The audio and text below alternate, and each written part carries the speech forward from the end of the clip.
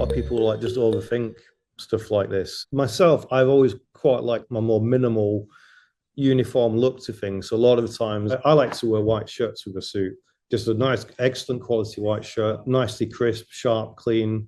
And I'll just wear like a solid color, like a navy or like a mid blue or a silver or a gray. And I'll put it with a navy suit. It's going to work in any situation, really. It doesn't have to be like too over the top. I've always been into that kind of like that more 60s minimal style a little bit. But, you know, if you look at things like James Bond and like the stuff going on in Mad Men, it's just like, it's nothing too exciting. It's a white shirt and a navy tie and a navy suit. The thing is why it looks cool is because it's excellent quality and it's on a great looking leading man, you know. But if you're wearing like a nice navy suit, white shirt and navy tie, you're going to fit in anywhere. So a lot of the time, don't overthink it and don't mess around with patterns and just keep it simple. It's more chic that way. Like the solid colors are more uniform. It's a bit more fashiony. Don't try and kind of paint a Mona Lisa on yourself.